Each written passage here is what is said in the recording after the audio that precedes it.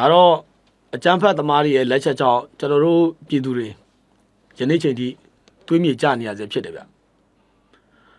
ျကျွန်တော်တို့ကဒီလိုသတင်းတွေကောင်းထုတ်ပြီးတင်ပြတာကကျွန်တော်တို့ဘယ်လိုကာကွယ်ကြမလဲကျွန်တော်တို့ပြည်သူတွေဘယ်လိုမျိုးကာကွယ်ကြမလဲဆိုတဲ့ဟာကိုပေးချင်လို့ပါနောက်တစ်ခုကကျွန်တော်တို့အကြမ်းဖက်အုပ်စုတွေရဲ့ရုံမှမှုအများပြည်သူသိရှိဖို့ပါကျွန်တော်တို့ကတော့ဒုတ်ချင်းဓာတာချင်းကိုသဘောကျတယ်ဗျအဲ့တော့ကျွန်တော်ရဲ့စိတ်ကတော့ခင်ဗျာသူနေရတစ်ဖက်ဆိုကိုနေရတစ်ဖက်ပဲဒါကျွန်တော်ရဲ့စိတ်ပဲဒုတ်ချင်းဓာတာချင်းပဲဟိုဘက်ကဗျာခင်ဗျာဒီတနက်နဲ့လာတော့ကျွန်တော်တို့လက်ထက်မှာဘာမှမရှိဘူးလေဗျာအဲ့တော့ရှိအောင်ဘယ်လိုတွေဖန်တီးပေးကြမလဲဘယ်လိုတွေစုဖွဲ့ကြမလဲကျွန်တော်တို့ဒီဘောစဉ်းစားပေးနေကြပါလေဟိုဘက်ကတနက်နဲ့လာတဲ့အချိန်မှာကျွန်တော်တို့မှာကခါဝစ်ပစိုးနဲ့ခုခံရမယ်ဆိုရင်ဘလို့မှမဖြစ်နိုင်ပါဘူးနောက်တစ်ခုကကျွန်တော်တို့ကြေးဝါတွေမှာဒီကြေးဝါလုံခြုံရေးနဲ့ပတ်သက်ပြီးတော့ဒါဖွဲ့စည်းနိုင်မှုလိုတယ်ပြီးရင်ကျွန်တော်တို့ဒီကြေးဝါတွေနဲ့ပတ်သက်ရင်လူစိမ်းတွေဝင်ရောက်မလာနိုင်အောင်လဲကျွန်တော်တို့ဒါဒီစနစ်လေးတွေထားဖို့လိုတယ်လူစိမ်းတွေရောက်လာပြီဆိုကျွန်တော်တို့ဒါတန်ချောင်းတီးမှလားမောင်းတီးမှလားစသဖြင့်ပေါ့ဗျတခုခုတော့လှုပ်စေခြင်းတယ်ဒါမှသာလဲကျွန်တော်တို့ဟိုပြည်သူတွေရဲ့အသက်ကထိခိုက်မှုနည်းမယ်လို့ကျွန်တော်တို့ထင်တယ်နောက်တစ်ခုကကျွန်တော်တို့ဒီလုံခြုံရေးစနစ်ပေါ့လုံခြုံရေးစနစ်ဆိုရင်မှကျွန်တော် data ချင်းဒုတ်ချင်းရှင်မရမယ်ဗျဟိုအကြမ်းဖက်အုပ်စုတွေကကျွန်တော်တို့တနက်နဲ့လာတာကျွန်တော်တို့မှာခါဝေပစုံနဲ့ကာဝယ်လို့မရဘူးဗျဘလို့မှကာဝယ်လို့မရဘူးအဲ့တော့ကျွန်တော်တို့မှလည်းဒီကြေးဝါလုံခြုံနဲ့ပတ်သက်ရင်သက်ဆိုင်ရာအလိုက်ပေါ့ဗျကျွန်တော်တို့တနည်းအားဖြင့်တက်ပြောမယ်ဆိုတနက်တွေရှိမှရမှာခင်ဗျားတို့ကျွန်တော်တို့ပြည်သူလက်ထက်မှာတနက်တွေရှိမှရမှာကျွန်တော်တို့ကင်ထားတဲ့တနက်ကဓမြတိုက်ဖို့လည်းမဟုတ်ဘူးအခြားလူဒုက္ခပေးဖို့မဟုတ်ဘူးမိမိဒေတာမိမိရဲ့ကာဝယ်ဖို့ဒီလိုကျွန်တော်တနက်ကင်တာဒါရှင်းရှင်းလေးကျွန်တော်တို့ကတနက်ကင်ဝင်ပြောတာသူများဓမြတိုက်စက်ကြီးကောက်ဒီလိုမျိုးမဟုတ်ဘူးကျွန်တော်ပြည်သူလူထုတနက်ကင်ဖို့လိုတာကကျွန်တော်တို့ဒေတာကျွန်တော်တို့ကာဝယ်ဖို့ကျွန်တော်တို့ရဲ့ကျွန်တော်တို့ကာဝယ်ဖို့နိုင်ငံတော်နဲ့ပူးပေါင်းမယ်တပ်မတော်နဲ့ပူးပေါင်းမယ်ကျွန်တော်ဆောင်ရွက်ဖို့ကျွန်တော်ဒီလိုမျိုးအတွက်ကျွန်တော်တနက်ကင်သိတယ်လို့ပြောတာဒါမှသာလေကျွန်တော်ဒုတ်ချင်းဓာတာချင်းလုပ်လို့ရမှာမဟုတ်ရင်ခင်ဗျားလည်းတွေ့နေတာပဲကျွန်တော်တို့ဟိုကတနက်နဲ့ပြင်ကျွန်တော်ခါဝယ်ပစိုးနဲ့ပဲကျွန်တော်လည်းစိတ်မကောင်းဘူးဗျဒါကျွန်တော်တို့ဟိုတိုက်ချစ်ပြည့်စိတ်ရှိတဲ့သူတွေကျွန်တော်တို့မလျော်ပါသွားစေချင်ဘူးဗျတိတ်ကိုနှမျိုးဖို့ကောင်းတယ်ဗျနောက်ထပ်သူတို့မှကြံခဲ့တာသူရဲ့မိသားစုတွေဗျအဲ့တော့အဖေမဲ့အမေမဲ့မိသားစုတွေဗျသူတို့မှသားသမီးတွေရှိရဆိုရင်အဖေခေါ်ကြမရှိတော့ဗျကလင်းငယ်တွေရဲ့စိတ်မှာဘယ်လောက်စိတ်တန်ရာရသွားကြမလဲအဲ့တော့အမျိုးသမီးဆိုလည်းပဲသူ့လင်ရဲဆက်အသက်ဖြတ်ခံတာသူဘယ်လိုစိတ်နဲ့သူရက်တည်မလဲပေါ့ဗျာဒါအောင်မြင်တဲ့သားသမီးတွေဘယ်လိုစိတ်နဲ့ရက်တည်ကြမလဲဒါအောင်မြင်တဲ့ဟာကျွန်တော်တို့သူ့ရဲ့မိဘတွေပေါ့ဘယ်လိုစိတ်နဲ့ရက်တည်ကြမလဲသူ့ရဲ့ဆွေမျိုးအတိုင်းဝိုင်းတွေဘယ်လိုစိတ်နဲ့ရက်တည်ကြမလဲပေါ့ကျွန်တော်တို့ကတော့ရှင်းပါတယ်ကျွန်တော်ဒုတ်ချင်းဓာတာချင်းကိုသဘောကျပါတယ်ပြီးရင်ကျွန်တော်တို့ဒါသက်ဆိုင်ရာအနေနဲ့လဲကျွန်တော်တို့ပြည်သူတွေအတွက်ဒေသကာကွယ်လုံခြုံရေးအတွက်ကျွန်တော်တို့လက်နက်တွေတက်စစ်ပေးနေပါတယ်ပြီးရင်ကျွန်တော်တို့ကြီးဝါနဲ့ပတ်သက်ရင်လူစိမ်းဆိုခင်ဗျဝင်လို့မရဘူးဘယ်ချိန်ရတယ်ပဲချိန်ဝင်လို့မရဘူးစသဖြင့်ပေါ့ဗျာကျွန်တော်တို့ကိုရဲရွာကိုကာကွယ်အတွက်ကတော့ဒါလုံခြုံတပ်ဖွဲ့ဝင်တွေရဲ့အမိန့်ညွှန်ကြားချက်ကိုနာခံပြီးတော့ကျွန်တော်တို့ဆောင်းသွားဖို့လိုပါတယ်မဟုတ်ရင်လုံးဝပါလိမ့်မယ်ထို့တူပါပဲဇူလိုင်လ25ရက်နေ့နနက်6:15မိနစ်ချိန်ကမေဒီတာမြို့နယ်ဆယ်အောင်ကုန်းကြီးရွာမှာနေထိုင်တဲ့ကြီးရွာအုပ်ချုပ်ရေးမှူးဦးစိုးမင်းအသက်56နှစ်နဲ့တရွာထဲနေတဲ့ယာယီမှူးဦးကန်စီဝင်းအသက်54နှစ်တို့ဟာသူတို့နေမှာဝင်ရှိတဲ့အခါမှာပြည်ရဲတွေကသူ့ကိုတနက်နဲ့ပြစ်တယ်ပြီးရင်ကျွန်တော်တို့ပါလာတဲ့ဓာတ်အရှိပဲလက်လာနဲ့ကျွန်တော်တို့အပိုင်းပိုင်းတွေခုတ်လိုက်တယ်ဗိုက်တရဦးတွေလည်းထုတ်လိုက်တယ်သိရတယ်အဲ့ဒီနေရာကကျွန်တော်တို့ဒီမိဒီလာမရောက်ခင်ပေါ့ဗျာမိဒီလာမရောက်ခင်အမြန်လန်းနဲ့နီးတယ်အမြန်လန်းနဲ့နီးရလို့ကျွန်တော်ပြောမှာဖြစ်ပါတယ်ဒါကြောင့်ကျွန်တော်တို့လက်ထဲမှာတနက်တွေရှိဖို့လိုတယ်ကျွန်တော်တို့တနက်ကင်ရခြင်းအကြောင်းရင်းဟာကင်မှုလိုရခြင်းအကြောင်းရင်းဟာ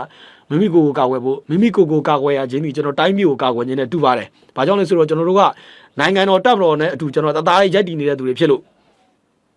့ရှင်းလေးပဲဒါကြောင့်ကျွန်တော်တို့ဒီဒေသမှာရှိတဲ့ဒါကျွန်တော်တို့ရဲ့အုပ်ချုပ်ရေးအဖွဲ့တွေတိုင်းချစ်ပြည်ရှိတဲ့လူတွေအနေနဲ့လဲတနက်ကင်မှုလိုတယ်တနက်ကင်တဲ့ခါမှာကျွန်တော်တို့ကဒါတမလို့ထံတိုင်းစွာဘွဲ့တာခင်ဗျားတို့တင်ပြကြပြီးလုပ်ကြပါဘာကြောင့်လဲဆိုတော့ဒီအကြမ်းဖက်အုပ်စုတွေရောက်လာပြီဆိုဒီဒေသမှာကျွန်တော်ပညာရေးရန်တရားတွေကျန်းမာရေးရန်တရားတွေကျွန်တော်တို့လက်ပတ်ရတာတော်တော်လေးအခက်အခဲဖြစ်သွားလိမ့်မယ်ဘယ်သူမှဒီစိတ်လုံခြုံမှုမခံစားတော့မှဖြစ်သွားပါလိမ့်မယ်အဲ့တော့မိဒီတာမျိုးနဲ့ဆယ်အောင်ကုန်းကြီးအောင်မှာဖြစ်ခဲ့ပါတယ်အဲ့မှာလည်းဖြစ်ခဲ့ပါတယ်ပြီးတော့ကျွန်တော်တို့ကြံပါသေးတယ်ဗျာနော်နောက်ထပ်ကဇူလိုင်လ25ရက်နေ့မှာလည်းတတအုပ်မျိုးနဲ့ကြက်ပြင်ကြီးပါအနီးကြက်ချံကိုအကြမ်းဖက်အုပ်စုရဲ့ဆိုင်ငယ်5စီးနဲ့ဆိုင်ငယ်2စီးလူ9ယောက်ရောက်လာပြီးတော့အဲ့မှာလည်းကျွန်တော်ပဲချက်ကြီးကနေမယူဝေအသက်29နှစ်ကိုတနတ်နဲ့ပြစ်ခတ်တပ်ဖြတ်သွားပါတယ်တဲ့ပြီးလည်းပဲကျွန်တော်တို့ဇူလိုင်လ25ရက်နေ့နနက်9:05မိနစ်ချိန်ကလည်းညောင်မြို့နယ်ထရိုင်းတော်ကြီးရွာမှာနေထိုင်တဲ့ဦးညံဘိုအသက်58နှစ်တော့သူနေမှာရှိတဲ့ခါမှာသူ့တနတ်ဖြင့်ပြစ်ခတ်တပ်ဖြတ်သွားပါတယ်အလားတူပါပဲကျွန်တော်ဇူလိုင်လ26ရက်နေ့ည8:00ချိန်ကစင်ကူးမြို့နယ်ရှောက်ပင်ရုံကြီးရွာအုပ်စုနေုံကြီးရွာမှာ နွေယုံကျွေးရမှာနွေယုံကျွေးရဆိုတာကျွန်တော်ကြည်တော့ပေါက်တော့နွေယုံတို့အဲ့လမ်းမကြီးရဲ့ရွာအဲ့ဒီမှာလက်ဖေးဆိုင်ပိုင်ရှင်အပါဝင်သူရဲ့ဒီသားတွေတမတ်တွေပေါ့ဗျာသားရဲ့ဆိုင်ပိုင်ရှင်အဖိုးကြီးရဲ့သူ့ရဲ့သားရဲ့သူ့ရဲ့တမတ်ရဲ့အဲ့မှာ3ယောက်ပြီးရင်ကျွန်တော်တို့လာစားတဲ့ကျွန်တော်တို့2ယောက်အားလုံး9ယောက်ကိုတန်းတန်းနဲ့ပြစ်ခတ်တပ်ဖြတ်သွားပါတယ်တဲ့အဲ့လိုတွေသိရပါတယ်ပြီးလည်းပဲကျွန်တော်ဇူလိုင်လ24ရက်နေ့ကညောင်ဦးမြို့နယ်တောင်ပြည်ရွာမှာကျွေးရမှာတောင်ပြည်ရွာမှာကျွေးရမှာကျွန်တော်တို့စီပင်သာကျွေးရအုပ်ချုပ်မှုအပါဝင်4ယောက်တပ်ဖြတ်ခံရပါတယ်ကျွန်တော်ဒါတွေပြောတင်ပြတာလဲကျွန်တော်တို့ဟို2021တည်းကတင်ပြလာကျွန်တော်လည်းတင်ရဒါတွေတင်လာမတင်ပြခြင်းဗျတိုးတော်လည်းပဲကျွန်တော်တို့ခင်ဗျားတို့ကျွန်တော်တို့ကရင်ဘတ်တွေတူတယ်ဗျတသားတယ်ပဲကျွန်တော်တို့နေထိုင်ရာဒေသတွေကွာကြကွာလိုက်မယ်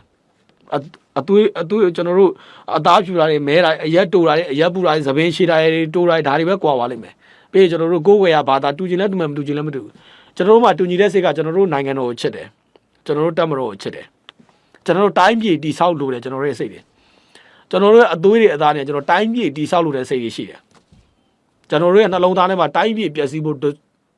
တစိုးတပါးမှလုံးဝမရှိဘူးကျွန်တော်တို့ရဲ့စိတ်တွေမှာငါအသက်ရှင်နေတဲ့ငါတိုင်းပြည်ငါနိုင်ငံအတွက်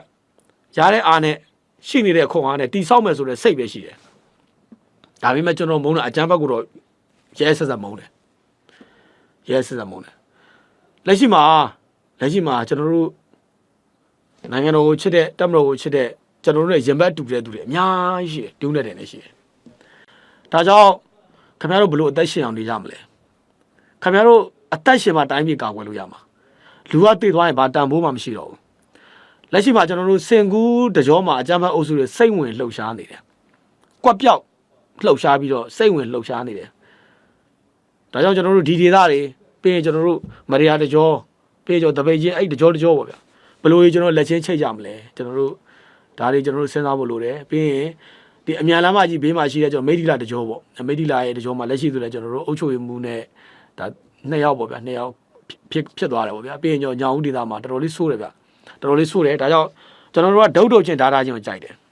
ကျွန်တော်ကဒုတ်ကင်လျက်နဲ့တင်သွားပလိမ့်စေကျွန်တော်ဓာကင်လျက်နဲ့တင်သွားပလိမ့်စေရန်သူကတနက်နဲ့လာကျွန်တော်တနက်ကင်ပြီးတင်သွားပလိမ့်စေဗျာတနည်းအားဖြင့်ကျွန်တော်တို့လက်ဝိတ်ထိုးတော့ဝိတ်တန်းချင်းတူမှလက်ဝိတ်ထိုးလို့ရတာဝိတ်တန်းရှိတယ်ဗျာဟိုကကျွန်တော်တို့ဟိုကတနက်နဲ့လာတော့ကျွန်တော်တို့ကဒီမှာဓာကင်ပြီးထိုင်ဆောင်လို့တော့မရဘူးဒါဆိုဝိတ်တန်းမညီဘူးဗျာကျွန်တော်တို့ဝိတ်တန်းတွေတူဖို့လိုတယ်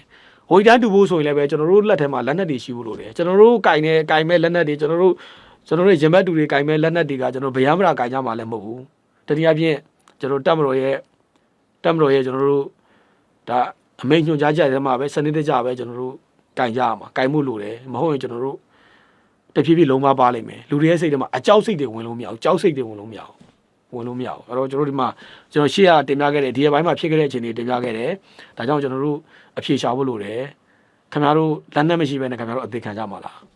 သူရင်ကိုယ်ရင်ပြစ်ပြီးသိမှာလားခင်ဗျားဘာလမ်းရွေးကြမလဲခင်ဗျားတို့ကျွန်တော်တို့ရဲ့စိတ်တွေကရင်ဘတ်တွေတူပါတယ်ကျွန်တော်ရဲ့ရွေချက်တွေကတိုင်းပြည်ကောင်းဖို့နိုင်ငံတော်ကောင်းဖို့ဒီရွေချက်တွေပဲရှိပါတယ်ကျန်တဲ့အခြားသောရွေချက်တစိုးတပါးမှလုံးဝမရှိပါဒါကြောင့်